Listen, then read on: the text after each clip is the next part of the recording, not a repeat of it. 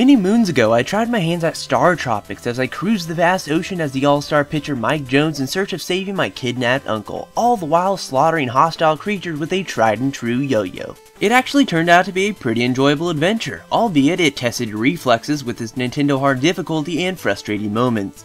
The time has finally come for me to revisit that troubled world of Mike Jones in its sequel and see how it stands up to the original. Zoda Revenge StarTropics 2 released at a unique time back in 1994, the end of the Nintendo Entertainment System's life. Unlike the original that released in both North America and Europe, the sequel turned out to be a North American exclusive that would come to be the second to last licensed game on the NES, right behind Wario's Woods. But did StarTropics 2 turn out to be an even better and fleshed out game than its predecessor? Well, yeah. To kick off the game, some time has passed since Mike defeated the treacherous alien Zoda and as a byproduct saved the Argonian children. The princess of the Argonians, Mika, sends Mike a telepathic message on how to solve the cipher that was found on the side of the Argonian space pod. Mike then takes this newfound information to his uncle, Dr. J, and after solving the enigma and reading it aloud, Mike gets flung into yet another adventure that this time spans across time and space. No longer being confined to multiple islands, things open up and Mike travels to various locales, such as the Wild West, Ancient Egypt, London, and medieval times in search of the 6 tetrad pieces, which are basically just Tetris blocks that do a little something something when put together. Now in my review of the original StarTropics, I mentioned that it had a Zelda-esque vibe to it, in that it mixed in overworld exploration and dungeon spelunking, and the same can be said for the sequel. Although the overworld parts are not all that grand, it's good to see that all the different places actually feel different from one another visually, which the same cannot be said with its predecessor that was just full of islands that looked exactly the same. It felt like there wasn't as much of a focus on walking through the overworld this time around, which is a-okay in my book since the dungeons are the real highlight of StarTropics. But while exploring the different time zones, the game will throw various puzzles at you that are actually kind of clever, like trying to find the right place to blast a hole in a mountain out in the Wild West from just some clues that a pianist gives you. And once these puzzling situations are solved, they will lead you to the next cavernous lair full of evil bats and walking cacti?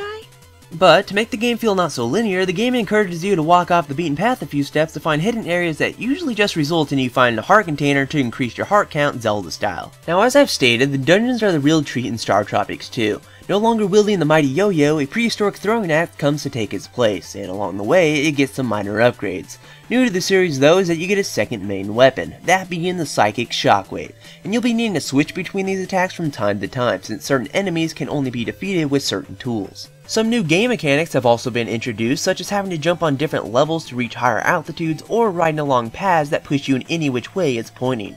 They're not huge game changers, but it gives us something a little different to help it feel more fresh. Now one of the major complaints I had with the original StarTropics was the annoying controls during the dungeon sections. No longer moving in rigid squares per se, Mike can now maneuver in 8 directions, and it gets rid of the frustrating pivots that would result in death, and ultimately a scream of anger. So Mike doesn't feel as stiff, and that is a major improvement considering good controls make a good game. But moving in 8 directions can be hard to pull off when you're working with a D-pad, but at least the game doesn't require you to pull off such a move very often. Nevertheless, it's better than what we previously had. And running on a modified version of the StarTropics engine, Zoda's Revenge is no graphical powerhouse looking back today, but it gets the job done.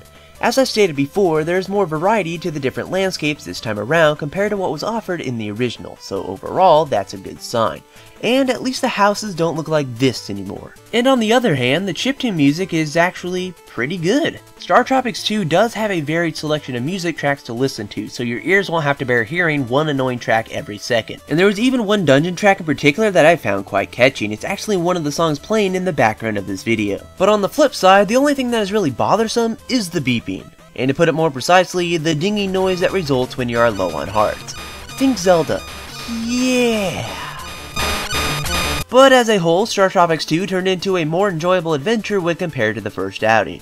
The controls have been improved with no longer having to worry about Mike pivoting and not actually moving. The visuals are also slightly better. The dungeons will still test your gaming prowess in a fun way, but the overworld parts do kinda bog the game down. I would like to see what Nintendo could do now in our own day and age with a third StarTropics on the Wii U or 3DS. They did it for Kid Icarus, so why not give Mike Jones another time in the spotlight?